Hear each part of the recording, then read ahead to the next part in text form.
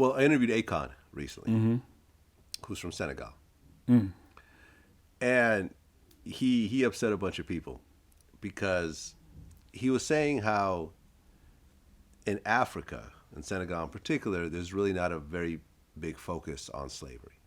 You know, you go to the island of Gorée, which I've been to as well, you know, which was one of the main distribution points of slaves in West Africa. And, you know, you talk about them, but then once people come back, there's really not a history of slavery in Senegal in terms of slaves being there. They were taken from there, but they didn't actually experience it there in that extent.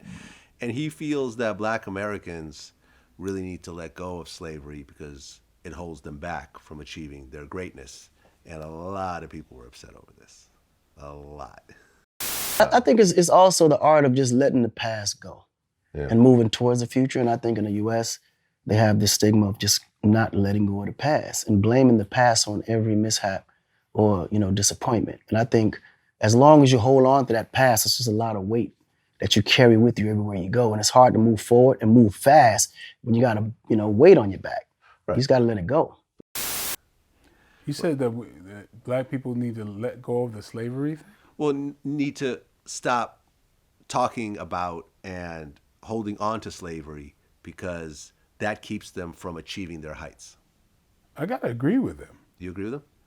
Oh, absolutely. I don't totally, I mean, listen, I'm not Black, but I don't totally agree with them. As a Jewish man, I feel like we still have to talk about the Holocaust. I don't feel like it holds me back, but we should always remember what happened so it doesn't happen again. But, you know, he felt that, you know, he was someone who grew up in Africa until he was about, I don't know, 10 years old, and then he went to the U.S.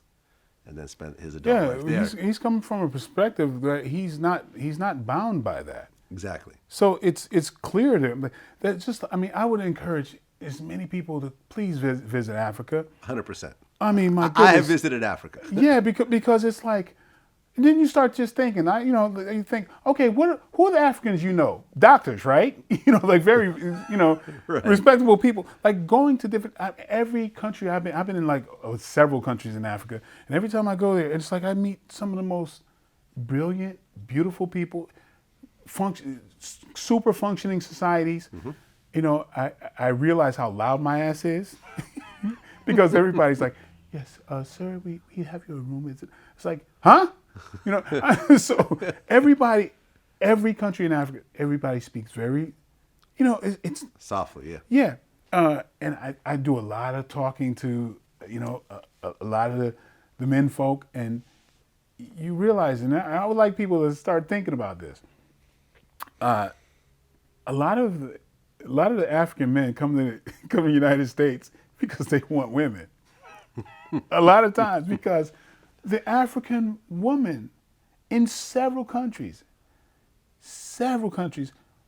to get a woman, you better be educated. Your family has to be doing the right thing. That's how African women, you think about it, there's a certain part of that culture that still is alive today. It's not a promiscuous culture by no means, especially in the motherland. Definitely not. Definitely not. And you look at African movies. Do you see loose African women? Hell no.